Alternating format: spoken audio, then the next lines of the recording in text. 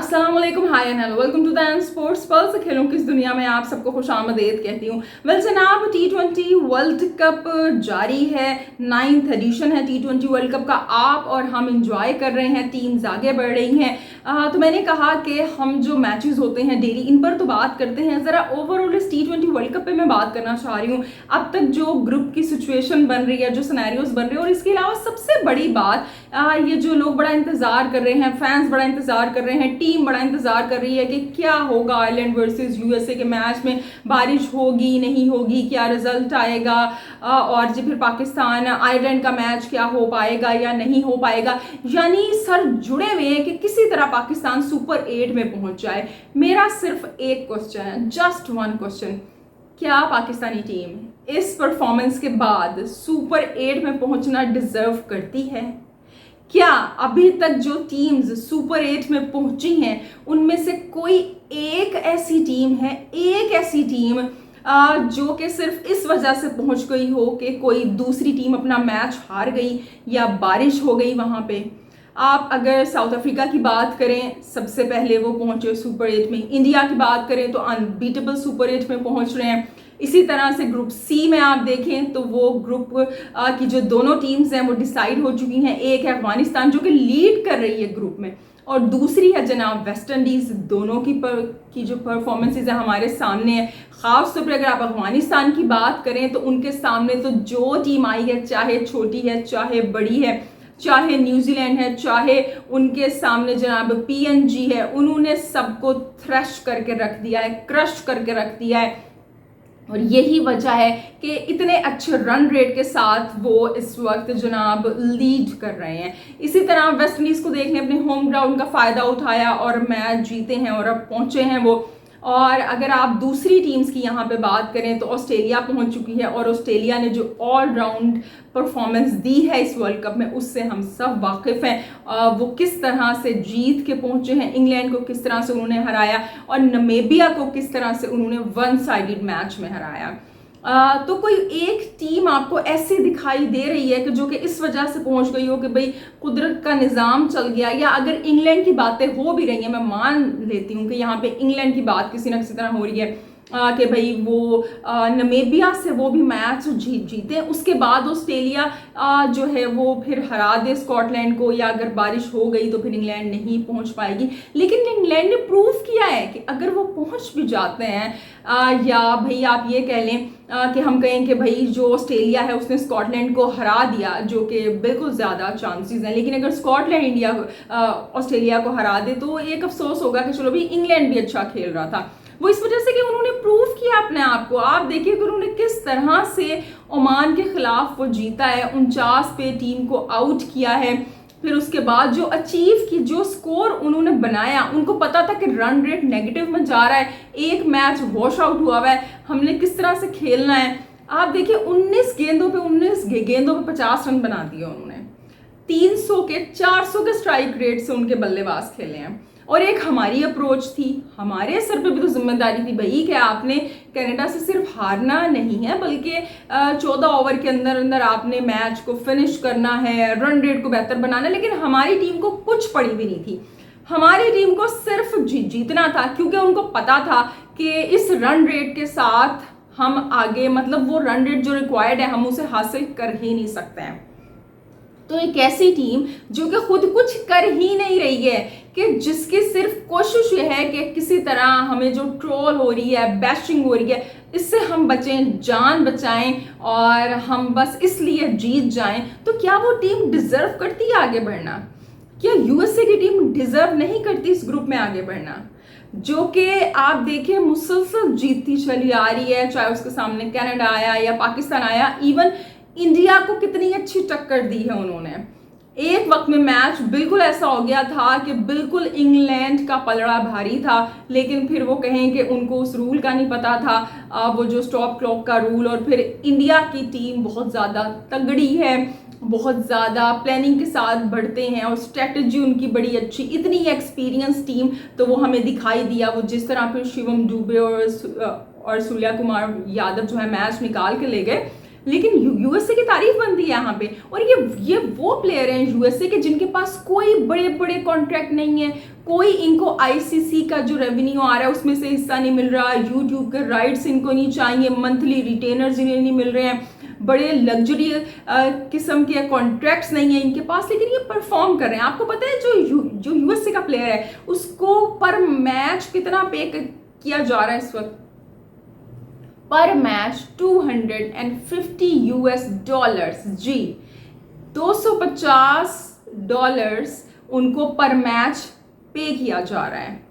और कोई कॉन्ट्रैक्ट्स नहीं है उनके, कोई उनकी इस तरह से उनके पास बड़े बड़े कोचेस नहीं हैं, और जी उनके पास कोई ऐसी उनकी प्रैक्टिसेस नहीं होती हैं, सारे जॉब्स करते हैं जो ज़्यादातर हैं, और वो फिर हफ्ते इतवार को जनाब प्रैक्टिस कर रहे होते हैं या अपने हिसाब से, लेकिन उसके बावजूद अपनी फैमिली को भी लेके चल रहे हैं। उन्होंने घर का चूल्हा भी चलाना है, क्रिकेट भी खेलनी है, जॉब भी करनी है, लेकिन दे आर प्रूविंग एक टीम के साथ स्पिरिटेड वे में आगे बढ़ रहे हैं।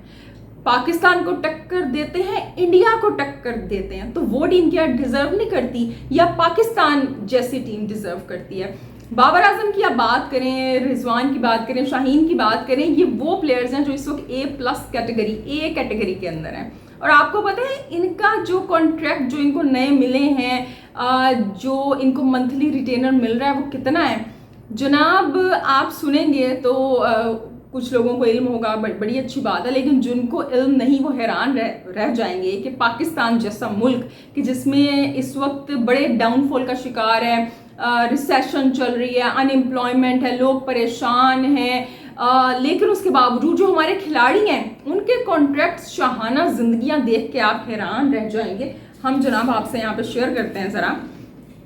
बाबर आजम, रिजवान और शाहीन ये A कैटेगरी के अंदर हैं, और ये मंथली 4.5 मिलियन रिसीव कर रहे हैं पीसीबी से, यानी 15,500 US$ ये मंथली इनको मिल रहा है इन तीनों को। इसके अलावा जो शादाब हैं, इमाम हैं, हारिस रऊफ हैं, और जी इसके अलावा आप देखें तो इमाम हैं, ये नसीम शाह हैं, ये B कैटेगरी में हैं, और B के अंदर 10,000 US$ मंथली मिल रहा है। परफॉर्मेंस कख नहीं है, पैसे किस तरह से जेब में जाने हैं, कैसे कमाने हैं, वो सब पता है इन्हें। और जी अगर हम C ग्रुप की यहाँ पे बात करें तो C ग्रुप के अंदर $6,000 पर डॉलर मिल रहा है। C ग्रुप के अंदर जी इमाद को रखा गया था, वो चले गए थे, और कुछ दूसरे प्लेयर्स हैं इसके अंदर, एक दो इमामुल हक है मेरे ख्याल से। और फिर इसके बाद जो ग्रुप D है, ग्रुप D के अंदर मंथली 1,700 US$ मिल रहे हैं, और इसके अंदर हमारे टेस्ट कैप्टन शान मसूद भी हैं। कितने मज़े की बात है, सरफराज थे, फिर उनको प्रमोट किया गया जब लोगों ने शोर मचाया तो। इसके अलावा साइम अयूब हैं और दीगर काफ़ी ज़्यादा प्लेयर इसके अंदर हैं। ग्रुप ये जो है ग्रुप D, इसके अंदर मतलब हर प्लेयर कमा रहा है, पीसीबी ने हाथ नहीं रोके हुए हैं। लेकिन जब परफॉर्म करने की बारी आती है तो फिर शाहीन शाह अफरीदी आते हैं और वो कहते हैं कि कोई गली मोहल्ले की टीम नहीं है, ये आपकी नेशनल टीम है, इसे सपोर्ट करें। ये जो आप इतने पैसे कमा रहे हैं, क्या फीस सबीलिल्लाह में आप काम कर रहे हैं? ये पैसे सारे आप चैरिटी कर देते हैं क्या? जो लाइफस्टाइल आपने मेंटेन किया हुआ है, आपकी फैमिलीज इंजॉय कर रही हैं, वो कैसे इंजॉय कर रही हैं? भाई आप प्रोफेशनल्स हैं, आपको पैसे दिए जा रहे हैं, अगर आप जॉब अच्छी नहीं करेंगे तो आप पे तनकीद होगी, and you are answerable and you have to answer all those questions. ये कोई 1960 की क्रिकेट नहीं हो रही है। आपको अपना तो सारा पता है कि जब ये कॉन्ट्रैक्ट अपनी मर्जी के नहीं हो रहे थे तो जी खिलाड़ी बड़े परेशान हैं, मर्जी के कॉन्ट्रैक्ट नहीं हो रही, मर्जी के कॉन्ट्रैक्ट भी हो गए, पैसे मुंह मांगे, 2-2 लीग्स खेल रहे हैं, उसके बावजूद परफॉर्म होके नहीं दे रहा आपसे। ये $10,000 जो पर मंथली मिल रहे हैं शादाब को, उनकी परफॉर्मेंस इस तरह की है क्या? डोमेस्टिक में लाइन लगी हुई है, लेकिन सामने नहीं आने वो देते हैं उन खिलाड़ियों को, क्योंकि अपनी मर्जी की दोस्ती यारियां रखनी है। सो इस किस्म की परफॉर्मेंस के बाद क्या पाकिस्तानी टीम, मेरा सिर्फ इतना सवाल है, लोग अपने दिल पे हाथ रख के बताएं, डिजर्व करती है क्या? क्या यूएसए की टीम डिजर्व नहीं करती? या अगर आयरलैंड जीत जाए तो वो डिजर्व नहीं करती है? उन खिलाड़ियों के भी कॉन्ट्रैक्ट हमारी तरह के नहीं है, अगर आप आयरलैंड को देख लें तो तो पाकिस्तान के खिलाड़ी तो भाई इंडिया के खिलाड़ी जो इससे ज़्यादा बिल्कुल लेविश लाइफ गुजार रहे हैं, उनके कॉन्ट्रैक्ट्स अच्छे हैं, लेकिन वो कुछ प्रूव भी तो कर रहे हैं, कुछ खेल के तो दे रहे हैं। उनका बोर्ड एक तरीके से चल तो रहा है, सर्कस बोर्ड तो नहीं है कि अपनी मर्जी मर्जी के लोगों को नवाजा जा रहा है। अभी आप अब देखिए कितने प्रोसीजर से चलते हैं। अब जनाब उन्होंने कहा कि अब हमने, क्योंकि अब इंडिया ने वेस्ट इंडीज़ जाना है, तो वो अवेश खान को, जो कि उनके पेसर हैं, वापस भेज रहे हैं। शुभमन गिल वापस आ रहे हैं, ज़रूरत नहीं है। कोई वो अपने साथ सैर सपाटे नहीं करवा रहे खिलाड़ियों को। जिसकी ज़रूरत है वो खेले, बाकी घरों को जाएं।